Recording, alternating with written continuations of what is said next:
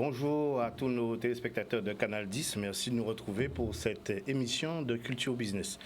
Alors, toujours heureux de vous rencontrer, mais là, cette fois, c'est une atmosphère particulière. Je me retrouve en minorité, beaucoup de femmes sur le plateau, et je vais devoir assurer, voilà, je suis le seul représentant de mon genre. Voilà, non, c'était pour la petite blague et pour détendre tout le monde. Alors, comment allez-vous? D'abord, me retourner vers nos chroniqueurs. Comment ça va, France Aimée? Eh bien, je suis toujours contente d'être ici de toute manière. Ça se voit. Ah oui, très et bien. Ta joie, ta bonne humeur est communicative. Merci. La tenue aussi, jolie. Merci. Toujours les accessoires La et tout boutique ça. des créateurs, qui est à Grand Camp. On ne voit pas. Et là, vraiment, caches, des modèles pas possibles. Elle m'a dit la même chose. Elle m'a dit, tu vas faire le petit défilé comme la dernière fois. Ouais. Oui. Non, Alors, magnifique. les accessoires, c'est pareil. La boutique du créateur. Très bien, bravo. Ça se trouve où, la boutique du À créateur? Grand Camp, pas loin, tout à côté. Il n'y a rien pour les gens comme moi, les hommes? Il y a pour les hommes aussi. Il y a les hommes. Il y a de belles chemises, des ensembles, des shorts et pantalons pour les hommes. Très bien. Vraiment. Il y a du choix. Tu sais où aller pour la fête des pères. Ah. Voilà. Mais normalement, ils sont censés aller pour moi, non? C'est la fête des pères. Bon, alors Ludivine, aussi radieuse. Ah oui, là je suis très très contente, en forme, puisque ça fait un petit moment qu'on ne s'est pas vu. Là. Ça fait 2 semaines. Tu étais sous l'eau, quoi. Oui. J'émerge. Voilà. Donc voilà. Ah ben, c'est bien, on est content de te retrouver. Ravissante tenue aussi. Merci. Ensuite, on va vers nos invités. Alors, nous avons Madame Edith Evrilus, qui est élue à la Chambre des commerces et de l'industrie de Guadeloupe. Bonjour, Madame. Bonjour, monsieur. Merci d'être avec nous. C'était normal que je sois là. Très bien. Ensuite, Kitty Land, qui est entrepreneur, qui est une femme d'action du côté de Sainte-Rose, de la Guadeloupe, parce que tu as beaucoup entrepris. Et avec toi, on va voir aussi ton parcours. Merci d'être là. Je remercie Canal 10, je remercie Patrice de m'avoir invité. Bon, c'est vrai que c'était un petit peu difficile, mais bon, ça y est. Elles m'ont convaincu là, je suis rentrée dans le bain, ça va, il n'y a pas de souci. Ça y est, très bien, on est parti. On respire. Ça... on est juste là, il n'y a personne, il n'y a pas de caméra, il n'y a rien du tout. Alors, du côté de la technique, grâce à la technique et aux techniciens, nous avons en Zoom avec nous. Alors, nous avons. Alors, Madame Betty Foster, est-ce qu'elle est là? Est-ce qu'elle nous entend? Oui, bonjour voilà, à tous. Vous êtes la présidente de Black in Technology France. Oui, je suis la fondatrice de l'entreprise numérique IPEOS et la présidente de Black in Technology France, qui est là pour promouvoir, développer en fait les carrières et nos ambitions d'entrepreneurs noirs dans la tech au niveau français et un peu la francophonie. Très bien. Eh bien, c'est bien. Bon, on a un beau plateau. Ensuite, les rubriques. On a un écho, là, un léger écho. On va essayer de régler tout ça. Donc, on ira tout de suite ensuite après vers France Aimée pour la rubrique Le clin d'œil de l'expert. Et on va faire un retour sur la masterclass que tu as faite. Et aussi, on verra Ludivine qui va nous présenter une créatrice d'exception. C'est bien ça? Exactement. Très bien. Voilà. Le décor est planté. Donc, j'avais normalement une vidéo à vous faire voir. Malheureusement, on n'a pas pu la passer. C'est une vidéo où on entend le président de la CCI, c'est ça, M. Vialcolé, qui fait un discours introductif. Vous étiez justement, je crois, à cette rencontre. Voilà. C'est moi qui suis l'organisatrice, puisque je suis la présidente de la commission des très petites entreprises à la Chambre de commerce. Et hier soir, vous parlez sûrement de l'intronisation d'hier soir. Et donc, c'est vrai que le président, il est normal qu'il fasse son discours pour ouvrir la manifestation. Mais depuis 2020, nous avons installé cette première édition. Et 2022, c'est la deuxième parce qu'il y a eu le Covid. Et donc, on n'a pas pu enchaîner d'année en année. Très bien. Mais donc, hier soir, c'était une très belle manifestation avec les femmes chefs d'entreprise pour les primer, pour les reconnaître. Madame Blafranc-Trobo aussi a fait une intervention très remarquée. Donc, aussi. Dans cette très belle manifestation, puisque nous avons pour habitude d'inviter des sociologues ou alors des personnes qui sont des professionnels de l'entreprise ou alors de la santé. Donc, dans cette soirée, il y avait Madame Brafant-Troubeau qui a fait une très belle intervention avec l'estime de soi dans l'entreprise. Très, très.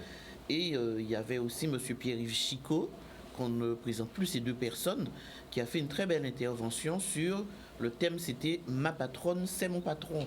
Donc, c'était deux très beaux thèmes. Et nous avons eu la surprise de Nadine Morino, qui est la ministre des droits de l'égalité des femmes, accompagnée de Monsieur le préfet, qui ont rehaussé l'éclat de cette soirée d'hier soir.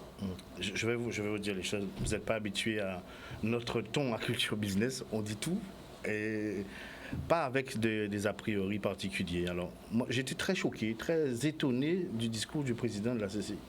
Je vais vous dire pourquoi. En fait, j'ai eu l'impression d'entendre un discours d'une autre époque, où on parlait de la femme entrepreneur avec des problématiques familiales qu'elle doit gérer elle. Et je me suis dit, non, il y a quelque chose qui ne va pas. Et dans ce monde d'aujourd'hui, où cette question d'égalité est devenue, est normalement devenue centrale, j'ai trouvé qu'il y avait un petit décalage dans le propos. Et je voulais vous faire réagir sur ça. Malheureusement, on n'a pas pu mettre l'enregistrement. Alors, en fait, moi, ce qu'on va faire aujourd'hui, on va essayer de voir au niveau de la relation avec les hommes, d'accord ? De voir quelle évolution, quelle est au niveau de la constitution même de l'entreprise, puisqu'on va parler de la femme dans l'entreprise. Ça peut être une femme qui est cadre dans l'entreprise ou une femme chef d'entreprise. Est-ce que les choses ont évolué? Est-ce qu'il y a cette notion d'égalité? On va voir aussi sur la question des salaires. Est-ce qu'on a réussi à faire cet ajustement? On va aussi parler de la question de la famille, la place de la femme dans la famille et une femme qui décide de mener une carrière. Comment peut-elle arriver à faire les deux choses, d'accord? On verra aussi cette femme, si elle est en couple, quelle est la place du conjoint, comment ça s'articule dans le couple. On va aussi parler de la société, cette vision qu'on a que la femme doit faire tel ou tel type de métier, tel type de rôle. Est-ce que la société accepte aussi cette évolution? On va se poser la question. La société antillaise qui place la femme, on avait des termes femme potomitan, les femmes sont le socle de la société. Est-ce que ce vocable aujourd'hui passe encore, surtout avec cette nouvelle génération? On va se poser la question aussi du mouvement féministe. Qu'est-ce qu'il apporte?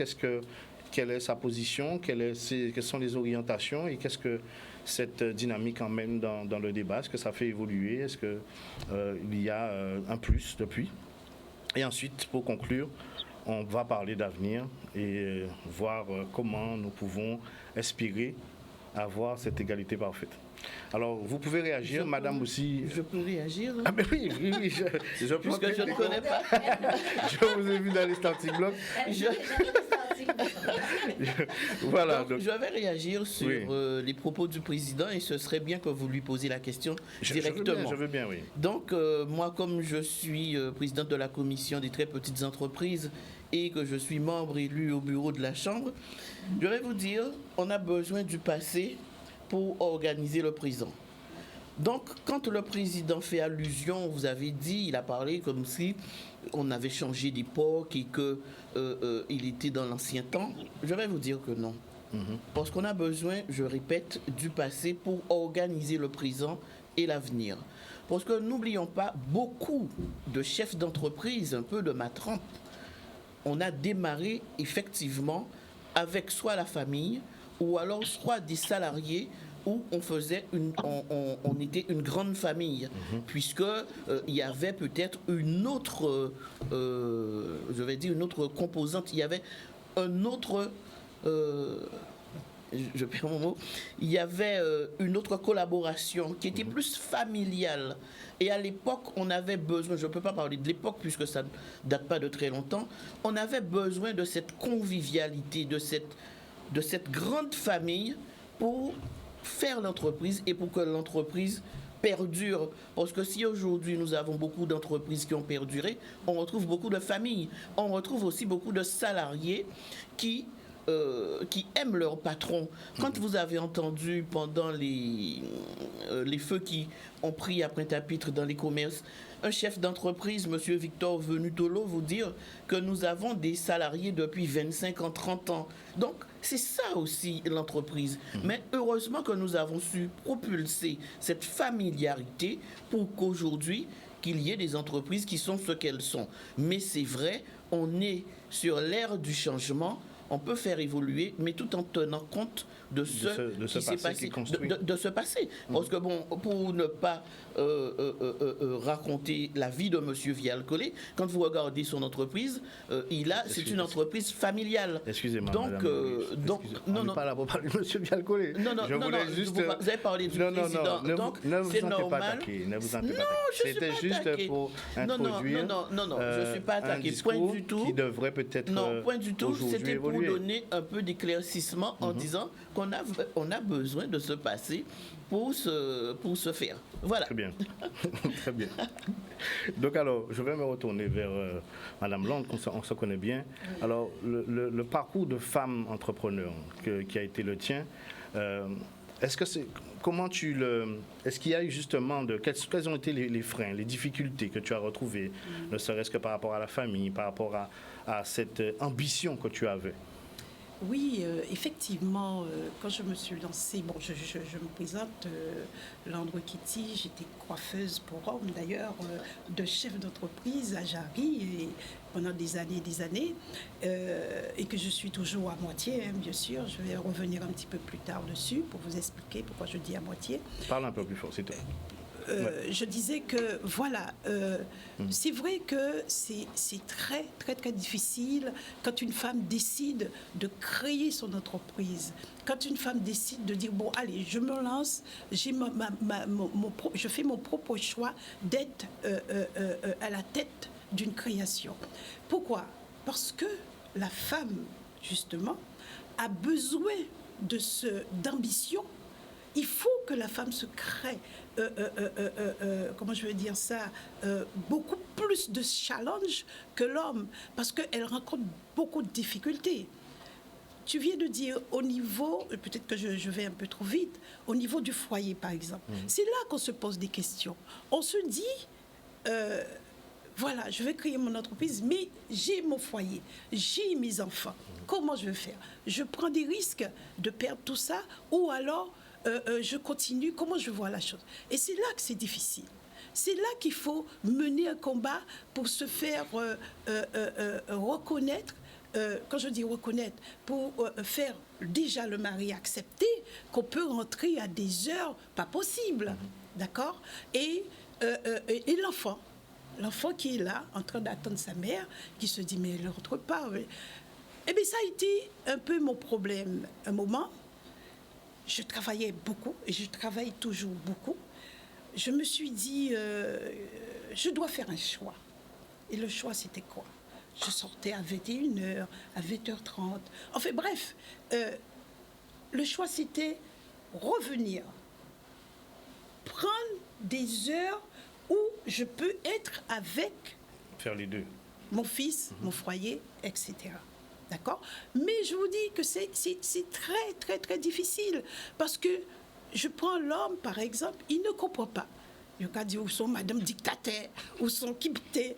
Alors, il y a ce problème-là qui se pose.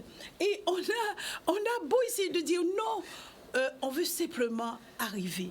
S'épanouir. Et se réaliser avec tout ça. Et c'est ça la première difficulté de la femme. Et après, il vient d'autres choses. L'argent,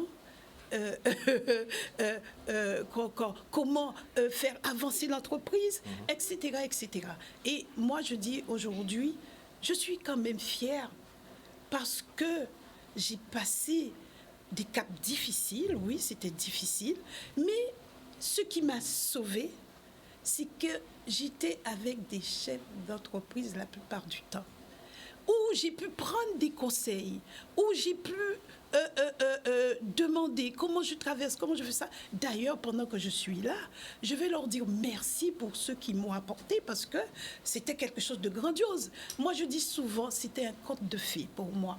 D'accord? Et avec tout ça, j'ai pu traverser pendant des années le monde du travail en individuel, en création d'entreprise, etc., si je peux dire comme ça. Et puis, voilà quoi.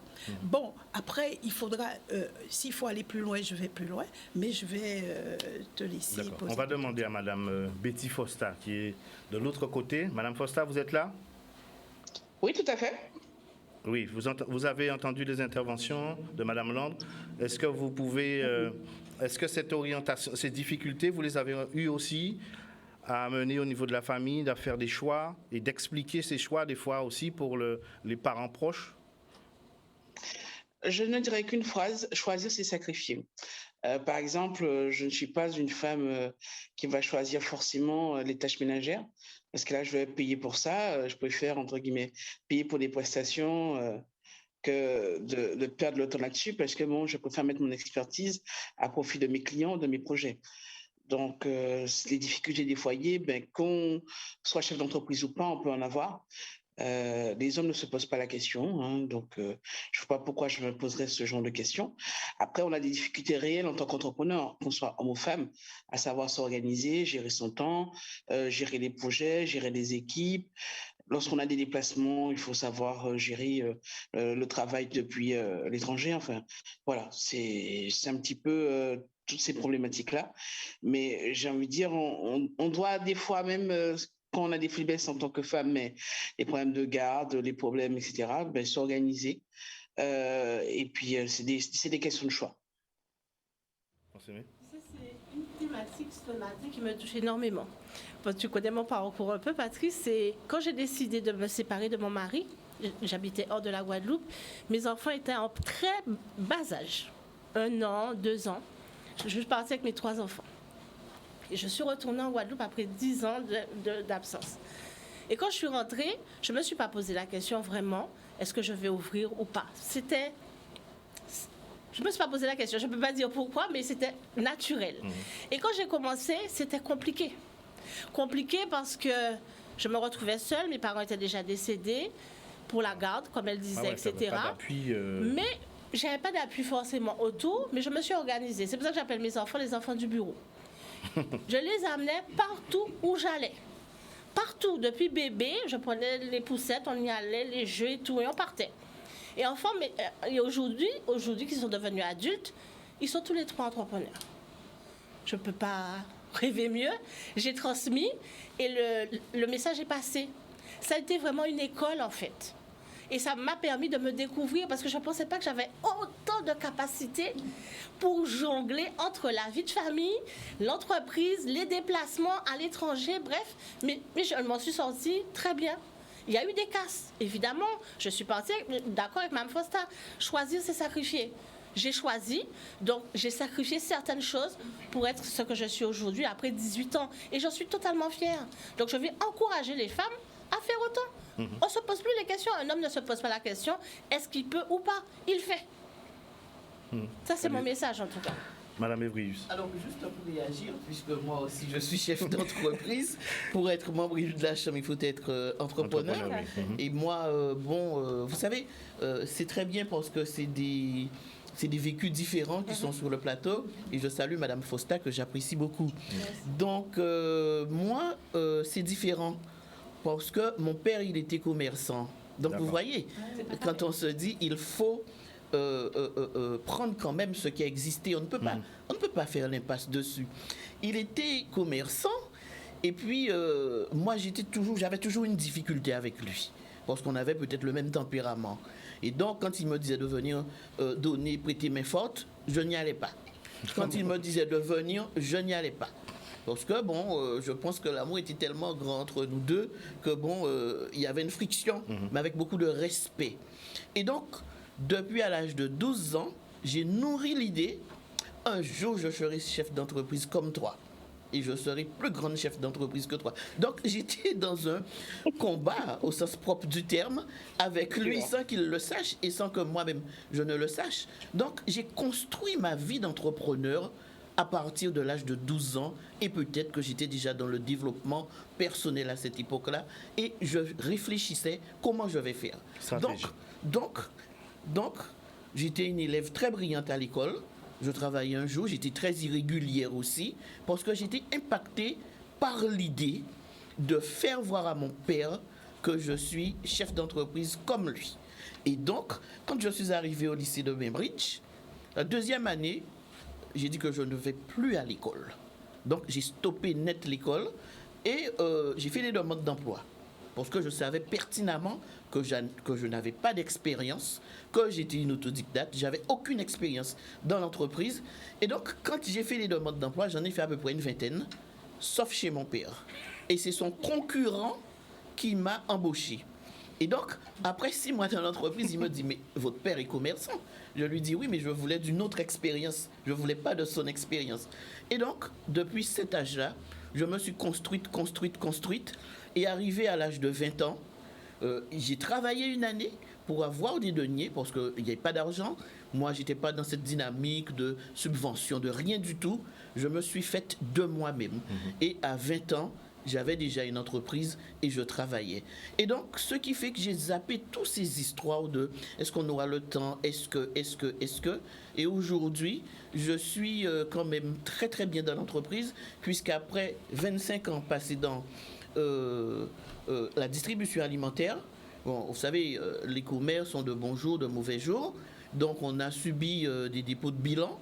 Alors là, je ne suis pas restée debout puisque je suis issue d'une aïeule qui est frotteuse, qui était, puisqu'elle est morte, frotteuse et matrone. Et je me suis reconvertie dans tout ce qui était thérapie naturelle. Ah ouais. Mais j'ai fait 5 ans de formation en Indonésie, à Londres. J'ai fait de la formation au Canada, j'ai fait de la formation sur Paris, sans me poser véritablement de questions, parce que sortir dans l'alimentaire et venir dans les thérapies naturelles, c'est vrai que j'avais déjà une prédisposition pour cela, mais c'est vrai que quand je me suis lancé dans des cours de naturopathie pendant 2 ans et demi, la première question que je me suis posée, waouh, est-ce que tu y arriveras? Après, je me suis dit non, faut arriver, puisque c'est volonté. Et donc, je fais ce que j'ai envie de faire, et je fais comme je veux.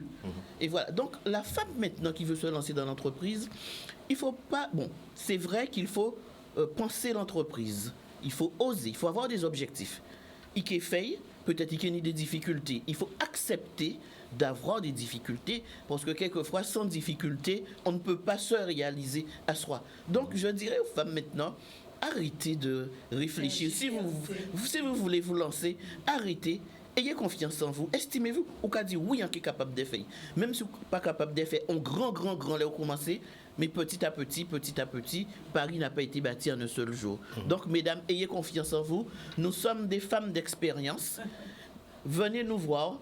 Moi, je suis à la chambre de commerce, je reçois souvent des jeunes créateurs ou alors des gens qui veulent créer pour impulser à ces personnes-là. Ne faites pas 10 pas en avant et 50 pas en arrière. Voilà. Alors, on va justement se poser cette question de est-ce qu'on a évolué ou pas. Alors, justement, oui, rapidement. Effectivement, ce qu'elle dit, c'est tout à fait vrai.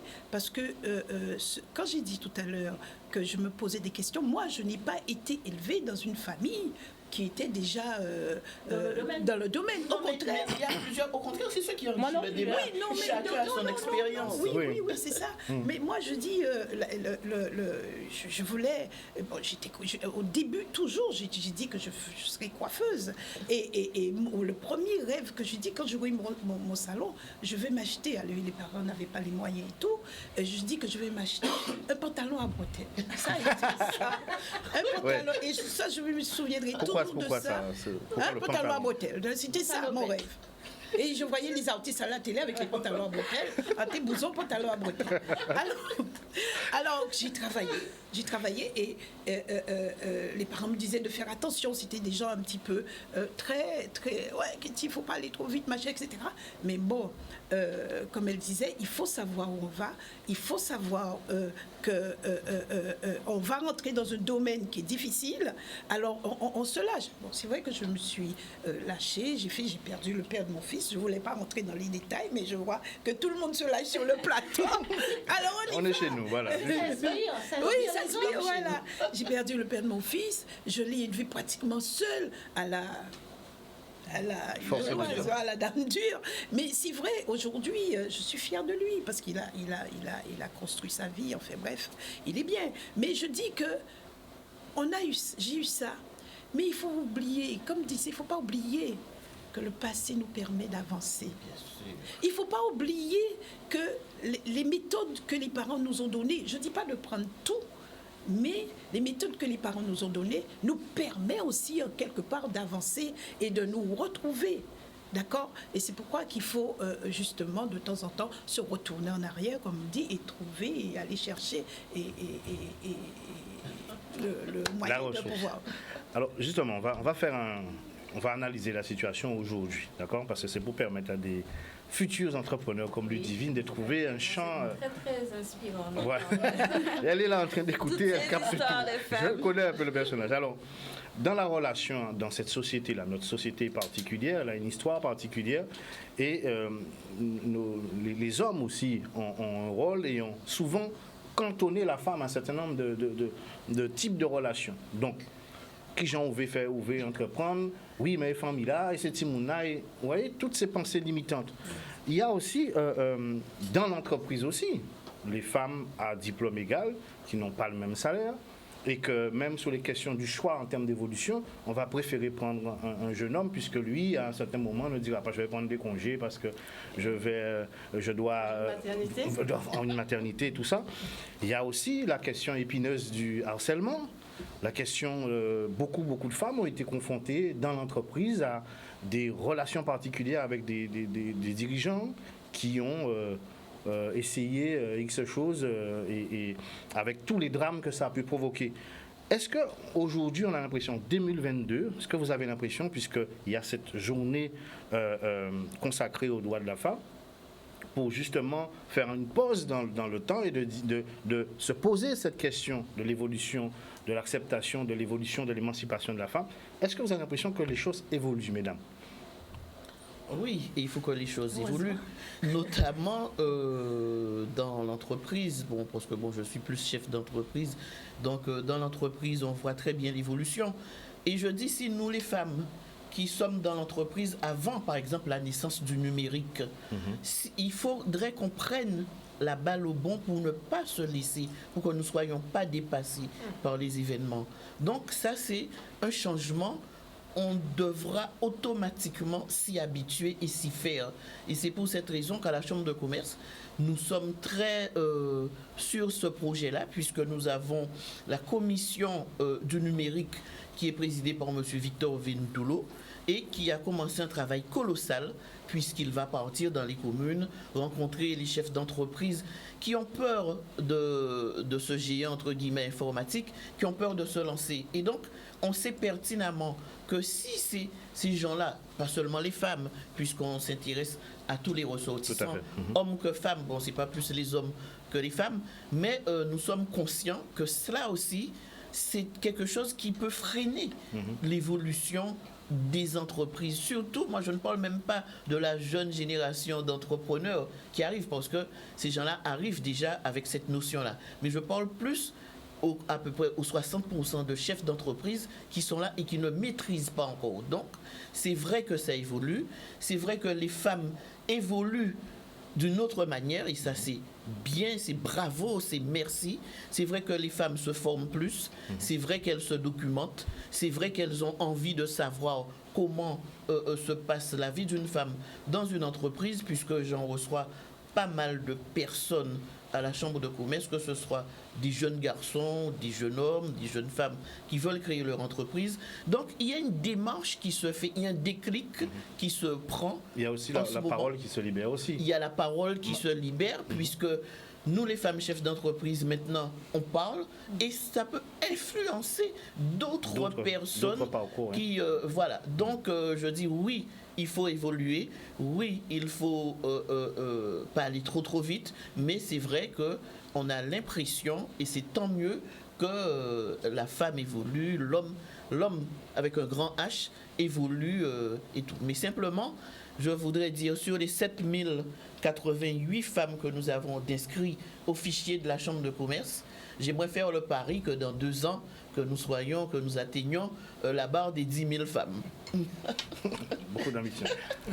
Qu'est-il? Oui, effectivement, je reviens un petit peu sur ce qu'elle a dit. Bon, il faut aussi se projeter, enfin aller plus loin, voir quand on démarre avec une entreprise, se dire oui, ça marche, mais il faut déjà se dire, mais on va créer quelque chose d'autre à côté, c'est-à-dire aller vers un autre, comment je veux dire ça, une autre structure, voilà, et se projeter et se dire, voilà, nous avons ça, mais nous allons faire ça, etc., etc.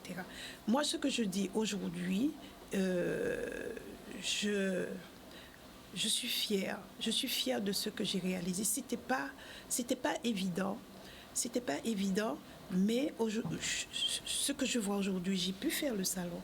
Aujourd'hui, je détiens des bégalos sur Bordeaux Rouge. Je me bats. D'ailleurs, c'est Patrice que j'ai rencontré la première fois qui m'a dit, bon, Katie, il faut créer un site web, il faut y aller, il faut investir, et qui a donné le nom La Sainte-Rosienne, mais tu es de Sainte-Rose, il faut donner le nom La Sainte-Rosienne, comme ça, on verra, tu es ancré dans ta commune et tu développes ta commune. Et c'est ce que je suis en train de faire aujourd'hui.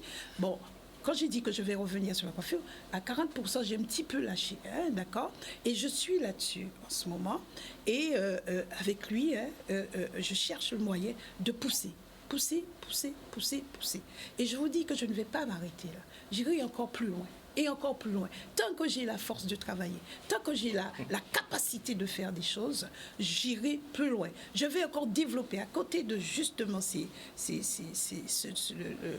la Sainte-Rosienne, hein, je dirais le nom, créer d'autres choses qui me font plaisir. Il faut tout avant tout que la femme sache que quand elle démarre dans un domaine, il faut qu'elle se sente à l'aise, qu'elle se soit bien, elle est dans son truc. Alors ça, il vient à côté, ça c'est problème à eux, mais la vision qu'elle a, c'est développer et aller plus loin, bien sûr, comme je viens de dire.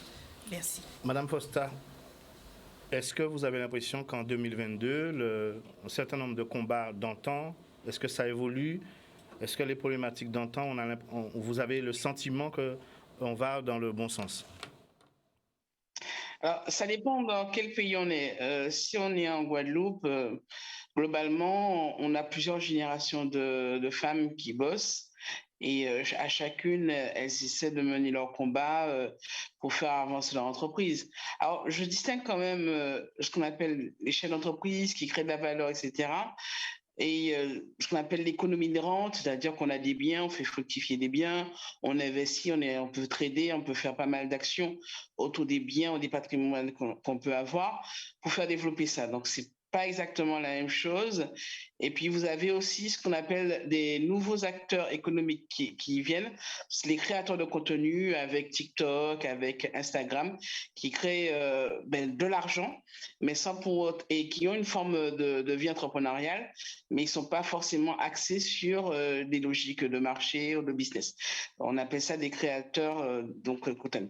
Bon, au niveau de la Guadeloupe. Après, globalement, moi, je peux dire qu'en travaillant notamment avec des femmes entrepreneurs sur Haïti, en accompagnement notamment l'ONU Femmes sur des programmes de renforcement des capacités des femmes et des jeunes femmes, des associations, elles ont d'autres approches, notamment le travail de la terre, de l'artisanat, qui leur tient à cœur. Donc, protéger la terre, transmettre le plus possible à d'autres personnes le courage de cultiver la terre. Il y a certaines pratiques aussi qu'elles ont. Il faut pas que c'est beaucoup de manuels. Donc, c'est important qu'il y ait une grosse quantité de personnes qui conservent en fait ces technicités et puis puissent faire des produits made in Haïti. Et je peux vous assurer que globalement, que ce soit au niveau des NGO, enfin organisations non gouvernementales qui œuvrent sur Haïti, ou que ce soit des personnes ce qu'on appelle des mamans femmes, quoi. Les femmes qui se lèvent tôt, en fait, qui voyagent, qui font le business, qui peuvent venir en Guadeloupe, à la Miami, etc. Il y a vraiment une dynamique forte pour créer de la richesse, de la valeur, apporter à ceux qui vivent la misère, parce qu'il y a aussi bien une très forte richesse qui est en Haïti qu'une très forte pauvreté. Donc, ce n'est pas la même réalité, parce qu'on n'a pas la même stabilité politico-économique. Donc, il faut se rendre compte, on est dans la Caraïbe où il y a beaucoup de différences linguistiques, beaucoup d'approches différentes. On a vu que, par exemple, exemple, au niveau de la Barbade, vous avez vu la révolution. La première ministre Mia Mottley de la Barbade a apporté une dynamique totalement nouvelle dans la Caraïbe. Qui aurait pensé qu'elle aurait donné un coup de pied aux fesses, enfin, excusez-moi, elle aurait mis une présidente noire barbadienne. Bon, ça s'est fait dans la douceur, elle a préparé avec son staff, etc. Mais symboliquement, ça a été fort pour beaucoup de pays. Et certains qui étaient dans les hésitants, ben, ils sont intéressés parce que là, maintenant, elle est déjà dans une autre ère. Elle se dit, bon, ben, moi, je suis la maman de cette nation, maman au sens celle qui a le pouvoir d'embarquer, etc. Maintenant, je dois penser à l'économie, le tourisme. Avec le Covid, on a vu, c'est bien, mais ça peut se casser la gueule à n'importe quel moment. Elle a décidé de mettre en place une ambassade au niveau du métaverse. Alors, j'ai entendu Edith Evrylius parler de la question des commerces, du numérique, etc. Il faut faire attention à l'approche que l'on fait par rapport aux commerçants. Parce que très souvent, j'ai constaté qu'il y a ce qu'on appelle des vendeurs de rêves qui vont faire en fait beaucoup de communication sur le marketing, qui vont rester sur du Facebook, alors que Facebook ou certains réseaux sociaux, c'est en train de devenir du passé pour le commerce moderne. Donc, j'espère qu'au niveau de la commission numérique, il y aura une approche intéressante qui puisse aller dans le wagon du prochain millénaire et faire en sorte que nos commerçants puissent rapidement avoir les outils pour pouvoir travailler. Et on a besoin des commerces de la Guadeloupe. Je prends un exemple simple. On a vu les beaux meubles, les beaux produits. Ça fait combien de temps qu'on ne les voit plus sur les marchés où l'on achète? C'est beaucoup de choses importées, des choses jetables, etc., des choses pas durables. Non, je suis désolée, on a des savoir-faire, on a des commerçants, des artisans qui ont contribué à l'histoire, à la richesse de la Guadeloupe.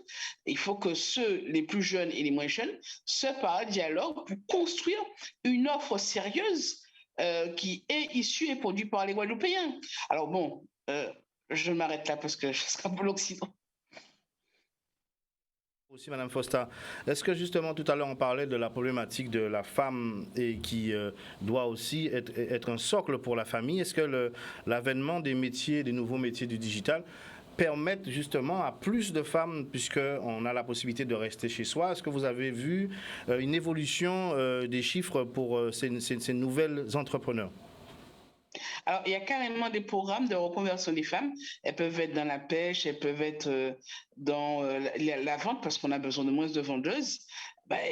Clairement, on a besoin d'elles peut-être pour assister. Au lieu d'avoir une vendeuse en magasin, on a des personnes à distance, des personnes qui font la valorisation. Donc, on a besoin de ces femmes-là. Et même, il y a eu un reportage il n'y a pas longtemps au niveau de IPOS, mon entreprise, où Morgane, qui est une jeune salariée de 27 ans, il y a 3 ans, en fait, a décidé, au niveau de son entreprise, il y a eu un licenciement.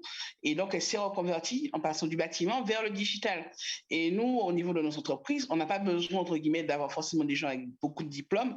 On a juste besoin de personnes sérieuses, engagées et volontaires. Parce qu'il n'y a pas pire que des personnes qui n'ont pas faim et qui n'ont pas vraiment envie de travailler. Et on est tellement à l'aise en Guadeloupe que des fois, le goût du travail, le goût de l'engagement, le sérieux parfois, est à déplorer. Oui, je suis tout à fait d'accord. Je partage les propos de Mme Fosta et je vais dire que moi, quand je suis sur le terrain, j'observe une nette évolution. Les femmes ne se posent plus ce genre de questions. Est-ce que je peux pas? Elles font. Ça, c'est la première chose. Elles ont beaucoup moins d'hésitation. Elles se forment, ça aussi. La chambre de commerce est là, la chambre de métier est là, etc. Là, les organismes privés sont là et elles se forment. Ça, c'est autre chose. Deuxièmement, par rapport au foyer, je pense que les mentalités sont en train d'évoluer. On observe quand même les hommes plus impliquées dans le foyer. Familiale, oui. Et elles partagent. Je ne dirais pas que c'est la totalité des femmes, mais quand même, on trouve, moi en tout cas, j'en vois, des foyers qui vont bien, alors que la femme est entrepreneur, et même l'homme est entrepreneur en même temps. Mais il s'aide entre eux. Il est plus impliqué. En tout cas, c'est comme ça que je le vois aujourd'hui. Et une autre évolution que j'ai faite, c'est que les femmes aujourd'hui vont dans des secteurs qu'on n'aurait même pas imaginés. De plus en plus de femmes interviennent dans des secteurs, on va dire entre guillemets, qui étaient réservés aux hommes, le bâtiment, le transport, la logistique, etc. On ne retrouve pas les femmes seulement dans l'esthétique, pour le corps, le bien-être et tout ça. On retrouve les femmes dans tous les secteurs maintenant, dans la tech. C'est très ouvert. Donc, moi, j'ai beaucoup d'espoir, en tout cas. Et j'encourage les femmes à y aller, hein, franchement. On a les moyens, en tout cas. Je pense aussi, je rejoins madame. Je rejoins madame et quand elle disait que effectivement au niveau du foyer que les choses a évolué. Moi, je suis dans le cas, je vis avec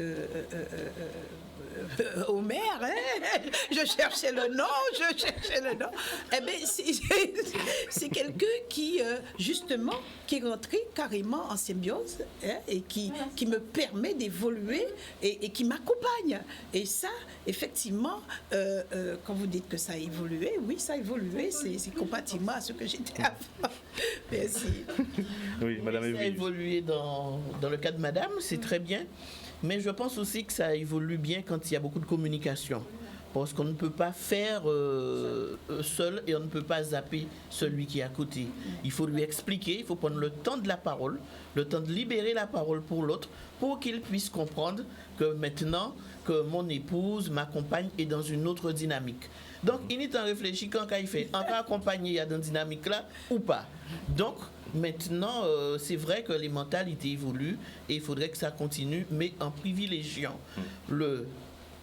la discussion, la communication, et il faut que l'autre comprenne que celle qui est en face a besoin de se réaliser, elle s'estime, elle a un potentiel et elle a envie de faire. Donc, l'autre n'est pas là non plus pour enfermer, pour mettre sa conjointe dans un enfermement. Donc, il faudrait qu'il y ait une libération de la pensée, une autre manière de voir, et il faudrait qu'il y ait un autre, sans pour cela changer le code de notre vie, mais il faudrait qu'il y ait une autre harmonisation dans le couple.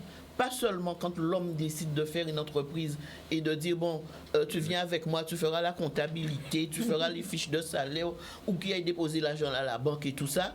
Maintenant, il faut donner une autre considération à la femme, parce que la femme, elle agit, elle pense, elle sait et elle peut. Les divines. Bon, je n'ai pas la même expérience, évidemment, mais du côté des jeunes générations, moi, je trouve effectivement que le changement se fait, puisque la femme entrepreneur du côté des jeunes générations, ce n'est plus quelque chose d'exceptionnel. Aujourd'hui, dans mon entourage, j'ai autant de filles qui lancent leur petit business que d'hommes, quoi. Les filles sont tout autant représentées, prennent tout autant les devants. Et voilà, c'est quelque chose qui fait plaisir à voir. Non, moi, je suis tout à fait d'accord. Et c'est pour ça qu'en fait, moi, quand j'accompagne les entrepreneurs, ce sont des hommes, j'intègre leurs compagnes, leurs femmes, s'ils le souhaitent, s'ils le demandent. Et de la même façon, j'intègre les hommes dans le business. C'est important parce que, en fait, quand on sort de son entreprise, on arrive chez soi, on s'attend à arriver dans une bonne ambiance. Qu'on n'est pas ah ouais, elle est là, ça va vite. Ah, pour rentrer, eh bien non. Là, on a un accueil. Alors, comment ça s'est passé la journée? Il y a un soutien. On discute, on échange. On peut même nous donner des idées. Ça, c'est valorisant. Et valoriser la femme qui entreprend, que l'homme valorise sa femme qui entreprend et vice-versa, ça se fait de plus en plus. De plus en plus. Comme elle disait, Madame Evrilus, la femme, elle n'est pas là que pour faire la comptabilité. Elle te donne des idées.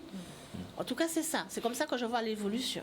Justement, il y a la question le Covid aussi a amené de nouveaux métiers avec beaucoup de télétravail. Tout ça, ça a permis à beaucoup de femmes d'être à la maison et de trouver un autre rythme et d'être efficace.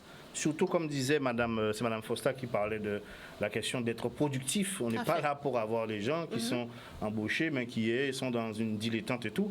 Donc, ça permet aussi, il y a aussi des études très sérieuses là-dessus aussi qui permettent de montrer que quand il y a un cadre agréable, les gens sont beaucoup plus productifs et c'est l'entreprise qui en bénéficie. Mais oui, parce que pendant le Covid, enfin jusqu'à maintenant, nous sommes dedans, les femmes chefs d'entreprise ont eu plus matière à faire que l'homme chef d'entreprise. l'entreprise. Parce qu'il fallait gérer le foyer, il fallait gérer les enfants qui vont plus à l'école, il fallait gérer la garde des enfants. Donc, la femme, c'est perpétuellement qu'elle est dans une réflexion. Comment j'organise mes enfants?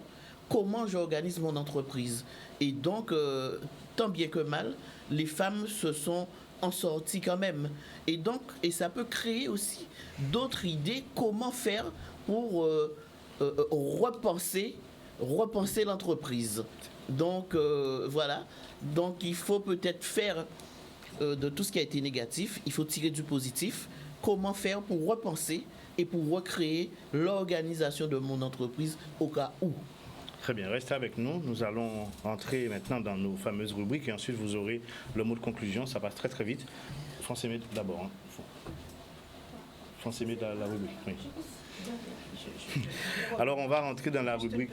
Oui, vas-y. Aujourd'hui, une femme antillaise qui décide, une vraie femme antillaise qui décide de me prendre, d'aller vers une entreprise, de créer son entreprise, je ne vois pas. Et si on dit pas aller, pas avec les gens qui arrêtent. À ça, j'avais bien dit la vraie femme. La vraie femme. Je ne vois pas comment on va lui dire oui, mais reste à la maison. Ah oui, tu dois faire ça. Non, c'est fini ça. C'est fini ça. Voilà. On est très content d'entendre ça. On s'aimer tout de suite pour le clin d'œil de l'expert. Je suis féministe. Hein.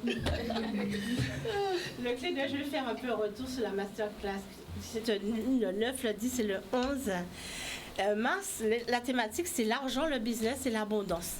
Et j'ai été vraiment heureuse de constater. Alors là, il y avait 10 participants. Sur les 10, il y avait 7 femmes et 3 hommes. Donc la femme, elle est vraiment active, elle s'intéresse, elle se forme. Et la leçon que j'ai apprise, c'est que il y avait des chefs d'entreprise très jeunes, qui avaient moins de 2 ans, mais il y avait des femmes qui étaient là depuis 30 ans, chefs d'entreprise, 30 ans qu'elles dirigeaient leur structure dans un domaine différent, l'artisanat, comme la coiffure, mais aussi l'agro-transformation, c'était très divers. Et moi, ce que je donne comme conseil, en tout cas, c'est ce qu'ils m'ont fait comme retour, c'est qu'ils ont appris. Ils savaient déjà qu'il fallait avoir un logiciel, par exemple, pour la comptabilité, etc. Mais le suivi, la stratégie, prendre le temps de se poser et de dire, alors, OK, comment je communique? Comment je me positionne sur le marché? Est-ce que je connais mon marché? On a vu tout ça dans les détails. Et aujourd'hui, ils ressortent de là avec une vision, une mission, leurs valeurs. C'est clair, elles pourront communiquer tranquillement, vraiment avec des éléments forts, j'ai envie de dire, alors qu'elle se disait, mais je ne serais jamais venue à l'idée de communiquer sur ma vision, par exemple, sur ma mission, alors que c'est super important pour qu'on te positionne sur le marché. Tu es coiffeuse, mais quel type de coiffeuse? Est-ce que c'est les cheveux naturels? Est-ce que tu fais le défrisage? Est-ce que tu fais les soins avec des produits naturels ou pas? Bref. On avait aussi un homme dans le domaine du bâtiment et c'est un domaine qui évolue énormément. On avait quelqu'un qui était coach, qui lui ne s'était jamais posé la question, par exemple, la différence entre vision et mission, qui sont 2 termes qui se rapprochent, mais on mélange souvent, mais c'est pas pareil. Donc tout ça, aujourd'hui, ils ressortent vraiment gagnants. Et ils viendront la semaine prochaine pour en témoigner eux-mêmes. Mais en tout cas, ce que je peux dire, c'est que l'éducation financière, c'est vraiment important si on veut développer son activité. Quand j'entends éducation financière, ce n'est pas forcément des études à haut niveau, mais ne serait-ce que comprendre comment fonctionne l'argent dans son entreprise, comprendre comment je peux épargner, comment je peux réinvestir, parce qu'on investit à quel moment. Et puis un investissement, ce n'est pas une dépense. Une dépense, on dépense par exemple pour la téléphonie, etc. Mais quand on fait un investissement, on attend un retour sur investissement. Comment le calculer? Comment l'analyser? La question de la dette aussi. Les gens, voilà, les dettes. Une dette n'est pas forcément négative. Et il y a de bonnes dettes. La dette, voilà. C'est pas que négatif. Donc tout ça, c'est important dans l'entreprise. Et je vais dire à nos chefs d'entreprise qui nous écoutent, même si ce n'est pas une question d'avoir de l'argent déjà. On peut commencer soi-même avec de petites astuces en tenant des petits tableaux tout simples, évidemment sur Excel ou bien tableur quelconque, ou bien même sur le papier. On commence par quelque chose, mais pas seulement lister ses dépenses et ses recettes, mais les prioriser, les classer en fonction des clients, en fonction des produits, en fonction aussi du montant des produits. Comme ça, on sait à quel moment je peux faire une promo, à quel moment je peux accorder un geste commercial, à quel moment je peux proposer à mes grands comptes, clients grands comptes, des offres nouvelles. Bref, c'est plus clair. Donc c'est important. Très bien. Voilà le clin d'œil de l'expert pour aujourd'hui et je donne rendez-vous. On attend ce témoignage. Semaine prochaine, ils seront là, t'inquiète pas. Tout de suite, Ludivine avec son invité. Alors, Ludivine, un jeune, un parcours. C'est bien pour nous. Tu peux te mettre dessus. Bonjour. Bonjour, ravie de vous retrouver donc, pour cette édition de Jeunes Parcours. Aujourd'hui, nous avons mis les femmes à l'honneur et je suis ravie donc d'accueillir une entrepreneure, Jenna Rousseau. Je te laisse te présenter à nous. Donc bonjour, je me présente, je suis Rousseau Jenna. Donc j'ai créé Family Development qui regroupe plusieurs créateurs et créatrices afin de vous confectionner des vêtements uniques, comme vous pouvez le constater aujourd'hui. Donc vous ne trouverez ce vêtement nulle part d'autre qu'ici. Donc c'est ma création à moi et du coup je me suis aussi entourée de créatrices. Donc je fais un clin d'œil à Venise qui me permet de faire aussi de très belles confections et donc voilà, c'est tout simple. Alors Jenna, comment du coup en es-tu arrivée là, puisque j'ai cru comprendre que tu t'es reconvertie. Ce n'était pas, ça a toujours été ta passion, mais ce n'était pas ton métier au départ. De base, effectivement. Donc j'ai commencé avec une idée vraiment très arrêtée. Donc je voulais être hôtesse de l'air. Donc j'entendais rien. J'ai commencé par faire le sol. Le collier. Exactement, ça se voit. Donc je voulais faire vraiment ça. J'ai commencé au sol. Après ensuite j'ai fait la formation pour être hôtesse de l'air. Et puis après il y a eu le Covid. Il y a eu diverses choses qui font que j'ai dû m'adapter. Donc j'ai travaillé à Yves Rocher. J'ai vu un petit peu comment se passait le commerce, comment se passaient les ventes. On me donnait des challenges, je les réussissais. Je me suis dit, mais Jonathan, tu es capable de faire plein de choses. Pourquoi tu restes enfermé? Vas-y, lance-toi. Et c'est pourquoi je suis là. Donc, je me lance. Et aujourd'hui, du coup, on parlait tout à l'heure de la conciliation de la vie de famille et de la vie professionnelle. En tant qu'entrepreneur, que nouvel entrepreneur aujourd'hui, comment se passe la gestion de ta vie de famille? Est-ce que tu as eu des difficultés à faire ce changement? Alors non, aucune difficulté dans la mesure où tout est question d'organisation. Donc avec moi, je suis super bien entourée. Donc j'ai le père de mes enfants qui m'accompagne dans tout. Donc il prend la gestion des devoirs pendant que moi je gère les clients. Franchement, c'est une organisation qui se passe en symbiose. Franchement, j'ai rien à dire sur le père de mes enfants qui gère parfaitement le travail. Donc il faut quand même aussi pouvoir féliciter les pères comme ça qui supportent leurs femmes, qui nous soutiennent et qui permettent que les femmes actuellement puissent avoir une place autre que dans le foyer. Tout à fait, c'est une très belle parole que tu nous laisses là. Je vois aussi que tu portes, comme tu nous en parlais, que tu portes une très belle robe. Tes créations, tu commences à prendre un peu, d'ampleur. Voilà, exactement, tu te fais connaître, tu fais de très belles créations. Où pourrions-nous te retrouver? Comment pouvons-nous te soutenir? Alors actuellement, j'ai un compte Instagram. Vous pouvez aussi me contacter par WhatsApp. Nous sommes en progression, donc comme nous débutons, donc là actuellement nous cherchons le local pour pouvoir nous installer. En fait, il y a une mise en place qui est en train de se faire. Donc pour l'instant, c'est par les réseaux sociaux puisque c'est le moyen ultime actuellement pour pouvoir communiquer. Donc voilà. Tout à fait. Faut rappeler tu peux rappeler donc le nom de ton Instagram, ton numéro de téléphone. D'accord, donc c'est Family Development et mon numéro de téléphone c'est le 06 90 59 90 51. Vous me contactez et je suis à votre disponibilité du lundi au dimanche. Moi je travaille tout le temps, donc voilà. Je suis particulièrement contente d'être entourée de femmes aujourd'hui qui soient aussi, qui soient dynamiques, entreprenantes entrepreneur, ça m'inspire beaucoup, ça me met des étoiles dans les yeux. Pour terminer avec toi, Jenna, quelles sont tes perspectives du coup d'avenir pour Family Développement? Alors, comme son nom l'indique, c'est Family, donc on travaille en famille avec plusieurs femmes où on est solidaire, mais il y a aussi le mot développement, donc ça va se développer. Ça ne restera pas forcément de la création de vêtements. Il y aura aussi Family Food, il y aura autre chose. Je vous dis pas plus, il faut rester très très très très très discrète sur son projet, donc vous verrez bientôt. Donc voilà, suivez-nous sur Instagram et vous saurez. En temps et en heure, je publie, vous verrez. Surprise, surprise. Je suis heureuse d'avoir entendu ton expérience aujourd'hui et celle de chacune de vous, mesdames. Je te remercie de nous avoir accordé ton temps aujourd'hui et je te rends la parole, Patrice. Merci. Donc alors, on va faire un mot de conclusion. Je vais d'abord commencer par Madame Betty Fosta qui va nous dire... vous pouvez rester. Voilà, c'est comme ça. Voilà, on va juste conclure. Un mot de conclusion et un mot aussi pour l'avenir, pour ces femmes qui se battent, qui veulent faire en sorte de prendre cette place-là qui leur a été confisquée pendant un certain nombre de temps sur Mais allez-y.